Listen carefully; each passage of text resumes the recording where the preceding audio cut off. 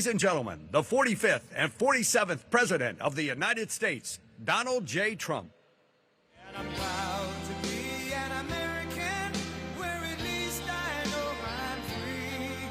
And I won't forget the men who died, who gave that right to me. And I gladly stand up next to you and defend her still today. 'Cause there ain't no doubt I love this land. God bless the USA.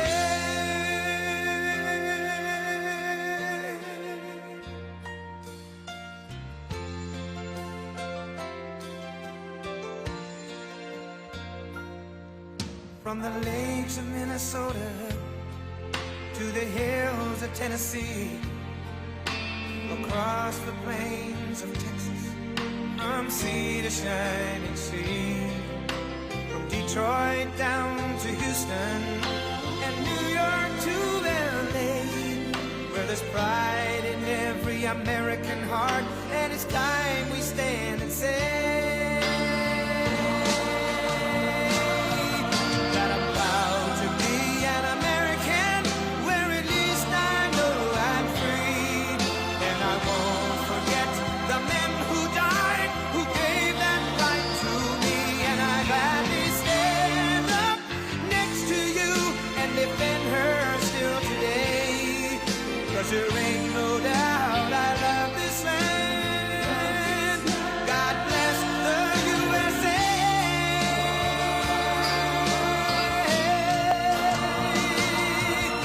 And I'm proud to be an American, where at least I know I'm free. And I won't forget the men who died, who gave that right to me. And I gladly stand up next to you and defend her still today.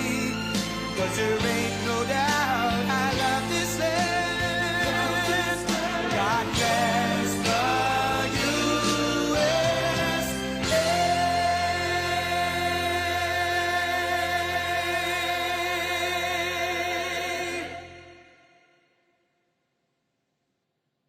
And I'm proud to be an American, where at least I know I'm free. And I won't forget the men who died, who gave that right to me. And I gladly stand up next to you and defend her still today. 'Cause there ain't no doubt I love this land. God bless the USA.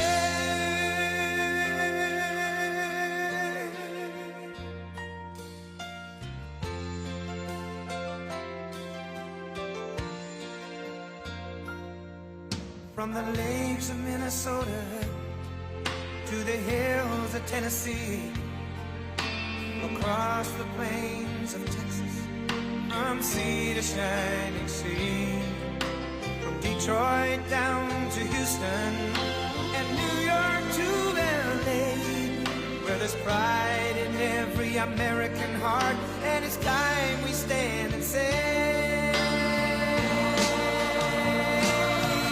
that I'm proud to be an American, where at least I know I'm free. And I won't forget the men who died, who gave that right to me. And I gladly stand up next to you and defend her still today. 'Cause there ain't no doubt I love this land. God bless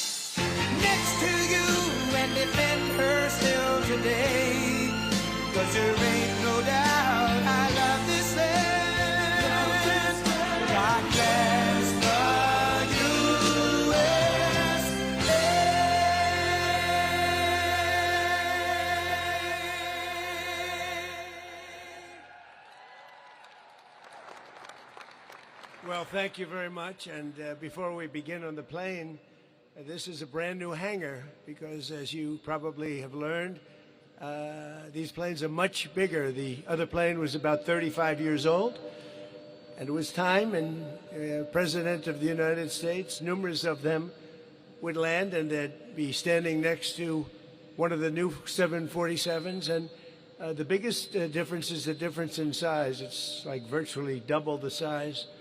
And it, actually on a runway it looks even more so. And I said to myself, you know, these countries, they have a lot of respect for us, a lot. And yet they have a plane that's much better and much newer. It's a little ridiculous out there. And we have our signal and we have our beautiful American flag, and we put the wave in it, as you know. We've always gone with this straight little noodle, and I never loved that. Now we have a wavy, beautiful flag. We're waving it proudly because our country is doing so well. Our country is doing so well. Those ships are flowing out of the Hormuz Strait like nobody's ever seen before, actually. There were a lot of them, about 700 of them, and they're pouring out. The oil is all over the place.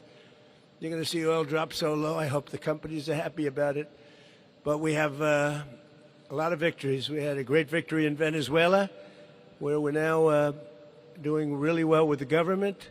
The big companies are all in there, the oil companies. They're building rigs, and we've paid for that war many, many times over. We're running it, and again, we have a fantastic relationship with the people of Venezuela. Venezuela has become a happy country because they have never made the money that they're making now. We take some, and they take some, but I just want to thank the general for the job. Raising Cane, I liked his name right away. I had him, Raising Cane, and he does. He raises cane, and he's very quiet about it, but he knows how to win. I knew that a long time ago.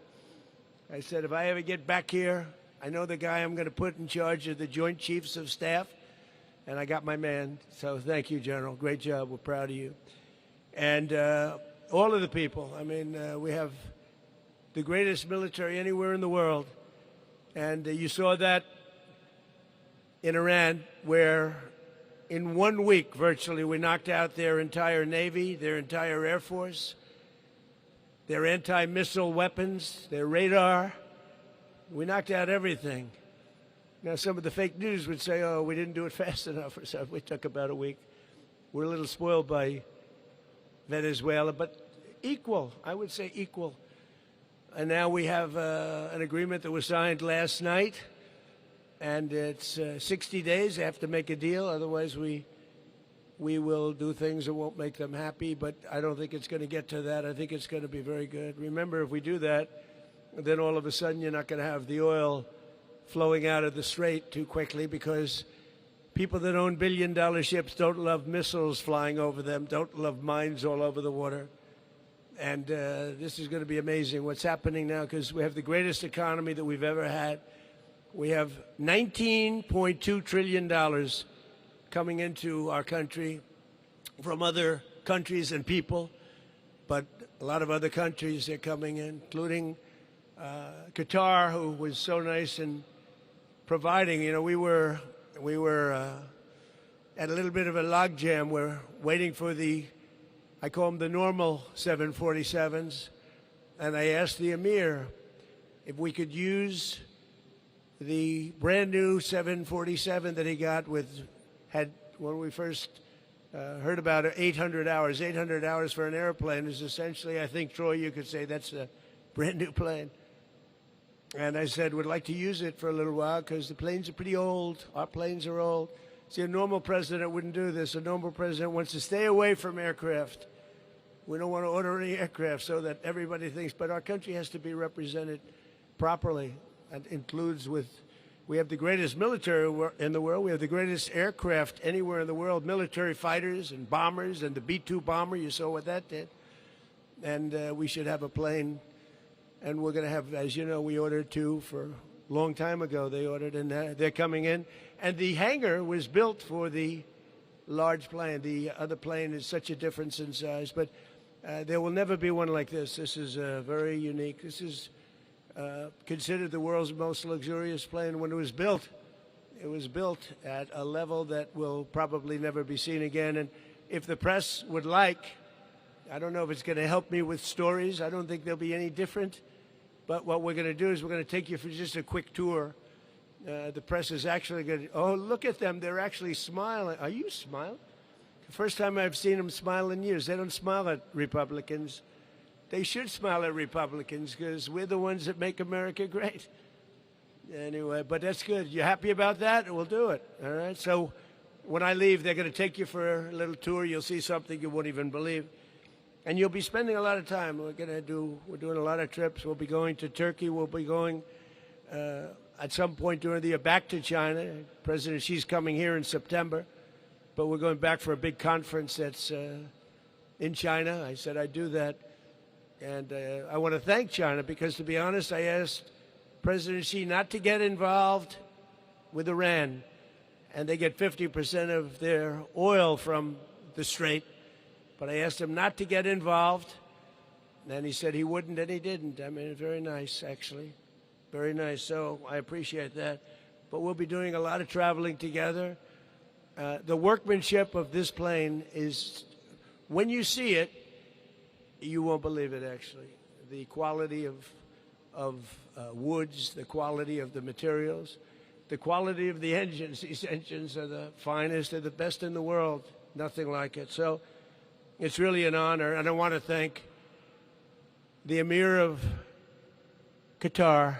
He's a fantastic guy. He went through a lot over the last few months. He's very brave, as were Saudi Arabia, the Crown Prince, and the King of Saudi Arabia, who's in good health. He's a little older. Got a little bit, I knew him when he was a little bit younger. I've known him all for a long time, but the Crown Prince is a fantastic person. And UAE Mohammed from UAE, incredible. He's an incredible fighter. They're all incredible fighters. And they fought with us, and they've been loyal to us. And I appreciate it. Also Kuwait, Bahrain, and some others. And obviously we fought very well with Israel. And we've had a great relationship with Israel. We were very formidable. And Bibi Netanyahu, he's a warrior prime minister. And he should be acknowledged as that. They should give him credit because he really did. We had a very good relationship, General, with all of them, but we really fought hard with Israel. And frankly, I feel that if we weren't around, let's say if there wasn't this presidency, we rebuilt our military during my first term. Some of it was foolishly given away by the Biden administration. Nobody can even understand that, but not much compared, a lot, but not much compared to what we built. And then a lot was given away by Biden to Ukraine, and they should pay for it, meaning the Europeans should pay for it, but that wasn't in the cards for them. They didn't, nobody asked them to pay. All you have to do is say, take our military, just pay us. Just pay us. Nobody asked. I said, why didn't you pay? Nobody asked us to, sir. I was with the European leaders over the weekend. I said, we gave you $350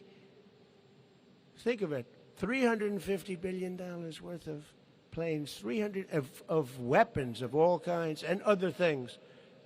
And they said, why? I said, why didn't you? And he said, well, nobody ever asked us. So we're going to, now they do pay, Europe pays, and we're trying to get that war ended, Ukraine and Russia. I'd like to see it end. A lot of people. Last week it was reported 34,000 people died. Soldiers, mostly soldiers. I've ended 8 wars. I'm very proud of it, but this was the one I thought might be the easiest of all, and it's turned out to be a little more difficult, but we're going to get it done. I want to thank the Secretary of the Air Force, who's a friend of mine. He's highly respected. He's a great guy. He's doing a wonderful job out here. Troy, thank you very much. Troy Mink, thank you very much, Troy. Great job. And he loves it, don't you? He likes beautiful aircraft. Now, we have beautiful aircraft. We have a thing called the F-47. I'm sure you haven't heard of it. But they say it's stage 6. They say it's the greatest fighting machine ever developed, and we'll find out. The F-47. And it's under construction now, and they have the assembly line already working, and it's going to do great. Undersecretary of War Michael Duffy. Thank you, Michael. Thank you very much. Great job. Thank you.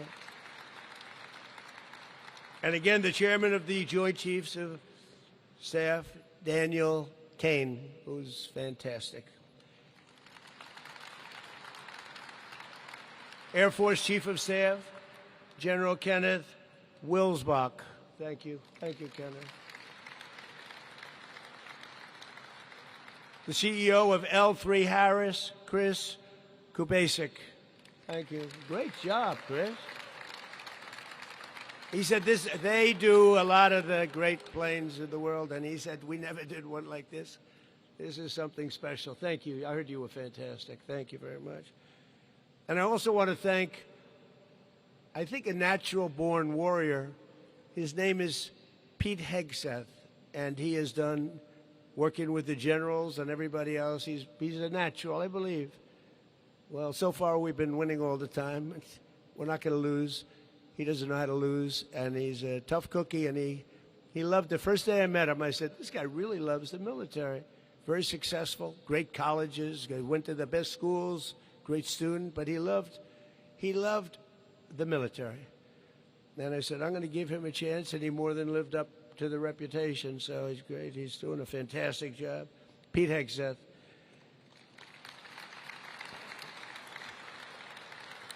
I also want to thank especially the 250 people, that's a lot, who worked 24/7 to prepare this plane for service, including many airmen here at Joint Base Andrews, and I want to thank you all.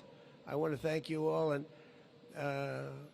your generals and Troy and everybody, we're doing you a little favor. You have 2.5 really bad golf courses here.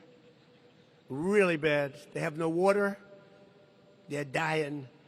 And everybody wants to play, but they're really not representative of quality. So Jack Nicklaus, who's a friend of mine, is doing, I told him, he's a great designer, too. He was the greatest player. Tiger and Jack, Jack and Tiger. Gary Player was right there, too, Gary. Gary won 168 tournaments. We got to say that's pretty good, too. But Jack Nicklaus, a great, great legendary golfer. He won 18 majors and close to 100 tournaments. And known also, very, very rarely does this happen, known also, he's really become a fantastic golf course designer. He's done tremendous golf course. And I said, Jack, and he loves the military. I said, Jack, would you do me a favor? Take this beautiful piece of land with terrible courses that don't have water, they don't have anything, they have grass that's 400 years old. I said, will you, right? They know what I mean. Give them a really good, give them a world championship course, because the land is phenomenal. The outer fairways, in other words, the area, the trees between fairways are the most beautiful I think I've ever seen, because nobody's touched them in many, many years. And they've just about started construction. You're going to have it very quickly. And you're going to have, I think, the finest military courses anywhere in the world, but they'll be among the best, you know. It doesn't cost much more to make them top tier for a couple of bucks more. And I said, we're going to spend it. So that's our gift, the general, myself, Troy, that's our gift to this, to great place, Andrews. I've gotten to know it. You know, I've been coming here a lot of years now. It seems strange, but we've been coming here a lot of years, and everybody involved with Andrews is a winner. They run this so well and so important. So you're going to have 2.5. We're doing 2 courses and a half for young people, very young people, and disabled. If there's anybody that needs a little help, it's so amazing what they do. And so we're doing 9 holes, and that'll be for disabled, young people. Very, very special. Hasn't been done before. I thought it would be a great idea. But with the extraordinary devotion of many of you here today, this plane was transformed into a flying White House at a level of luxury that nobody's ever seen before. Probably even almost outside of an airplane. Nobody's ever seen anything like this. And in only 10 months, a time frame no one thought possible. And, you know, they put a lot of things on here that normally you wouldn't do. Great protective mechanisms, very, very... the latest and the greatest in every aspect, but it took us about 10 months, and they did it really professionally. These generals were what they do. And this was This was love, right? This was not your normal, General. This was not your normal situation. Come here, I want to shake your hand. You work so hard. Come here. This guy.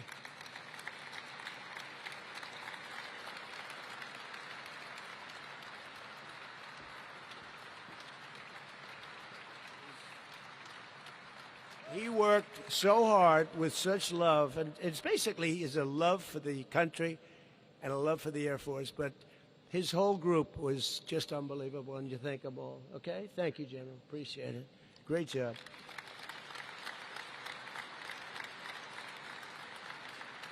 And it was all of the generals. They wanted to do something special. They wanted to get it done for the 250th year, the anniversary. We have America's 250th, and that's coming up in a little while. And I think I can say that we're going to do a flyover like no flyover. This is going to lead a group of many, many planes. I do love the F-22, I have to tell. Does anybody like the F-22? I love the F-22.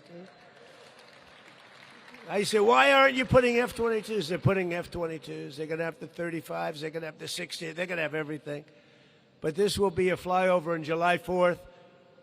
I think I can say the likes of which we've never seen before, General, right? Spending a couple of bucks extra for a little fuel. We own the plane, so all we need is a little extra fuel, right? And we have every pilot wants to do it. Those pilots are all fighting to do it. So we're going to have a lot of planes flying over the Capitol and over the White House. And maybe I could ask you to do a return trip, too, because, you know, they fly over and they go fast. When they're going slow, they're going fast, right? And as I understand it, this is going to lead the brigade. And the general's doing that. I mean, see, because sometimes you see them and you see, like, for instance, the other night, did anybody see the fight the other night by any chance? Because I figured because it was one of the highest rated shows they've ever had, ever. I think everybody was watching that. That was rather gruesome. Would anybody like to be a fighter? I don't think so.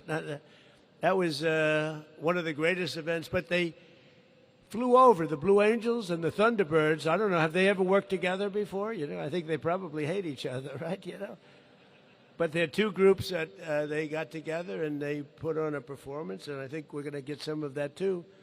And it's really, these are fantastic people. So we had it all painted up, and these are the new colors, red, white, and blue. And we like the baby blue, but it was time for a change. And this is the sleekest line. Everything was designed good. It was my taste, I will say. He said, what color do you like? I said, I like the color of the American flag, right? That makes sense. So we have that, and all of the planes in the fleet are being changed into this look, which is a much better look and a more appropriate look. But this plane is the first successful example of a real transformation of something that was built at the highest level and now had to be changed a little bit. We have communication equipment up there that's nobody's ever seen before. It's the highest level, and including Starlink. My friend Elon is going to be very happy. But Starlink, and we have 4 or 5 different sets of double and triple communications like people haven't seen, and it represents what can happen with hard work, innovation, and aggressive timelines, because we did this quickly, and yet there's never been communication like is on this plane. Our pilots are incredible. You know, when you fly the president, not me, just the president, but they say there's a rumor that when you fly the president, you have to be the best pilot. So my pilot's very good. Raise your hand, pilots.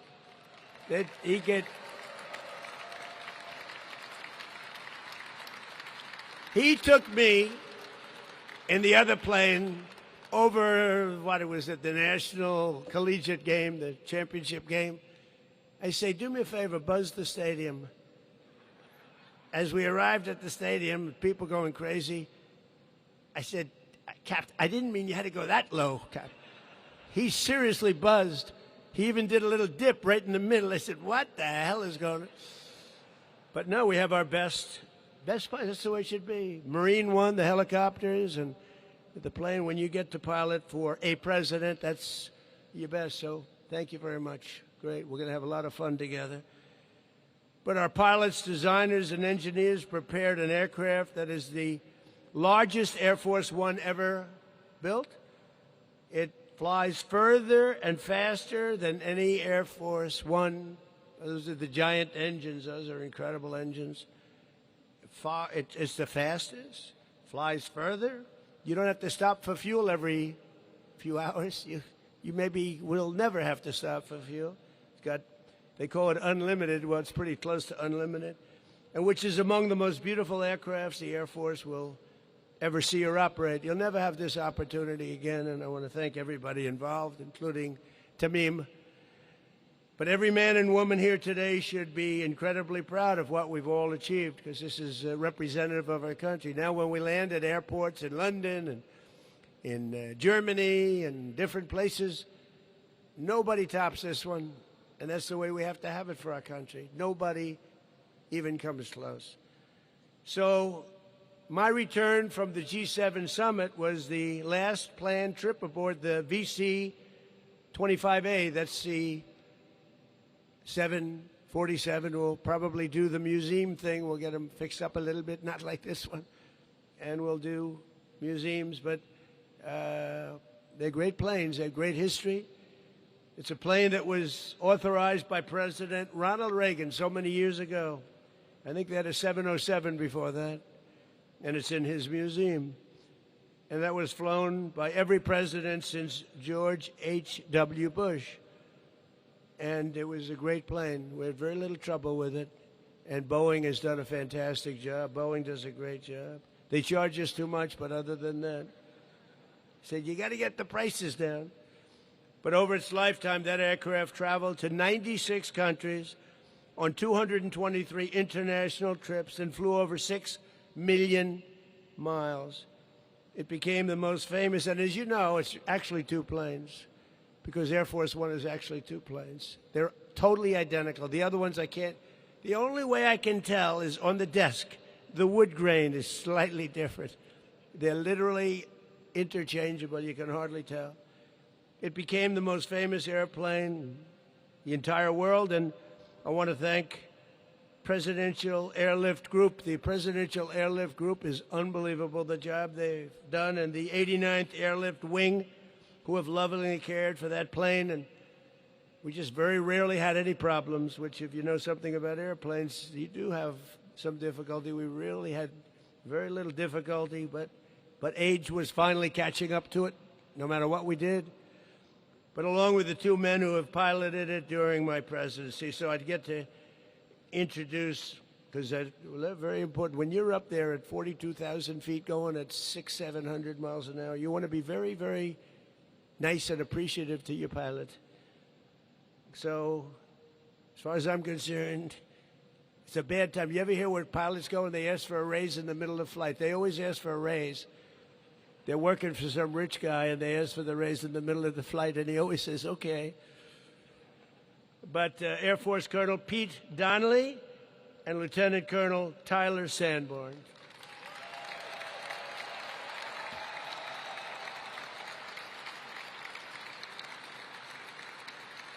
That's pretty good. I guess they know you. That's the best hand. You got a bigger hand than I did. That's the end of your job. I don't like that. I'm not happy about that. No, these are great pilots. These are great, very talented people. The Air Force One team and the entire Presidential Airlift Group is amazing, brilliant people, and they love our country. We are tremendously grateful for everything that you do each and every day, and all of the people that work here. Look at the condition of this and how beautiful everything is. It's always tippy-top. It's tippy-top, and we appreciate it. So we're going to have a big July 4th at the Capitol, flying over the Capitol. The generals promised to do a lot of this stuff, not just human. We never see them. Where are they? Tell them to come back. They were so good at the fight. It did that one, and I've never seen that many. And they were right. It looked like they were a foot away from each other, going fast. I kept saying, when are they coming back? That was it. So we'll have them do a little bit of maneuvers back and forth. But again, you are very, very special people, and we're very, very lucky to have you. You're incredibly talented and brilliant in every way, and it's an honor to be with you. And again, this really deserved a send-off because there's never been a plane like this ever built, and there will never be a plane like this built again. This has things that no other plane can ever have, including the ones that are being built, the more standard, as they call it, 747s. There will never be anything like what you're seeing behind me. So, again, the press, you get ready. They're going to take you for a little tour, quickie. I think they don't want you to have cameras, so we'll get you pictures, but you'll see something like you've never seen before. And you also spend a lot of time there as we fly to different places to put out fires and other things. Thank you very much. I'm a great fan of everybody in this incredible brand new hangar. And God bless America. Thank you very much, everybody.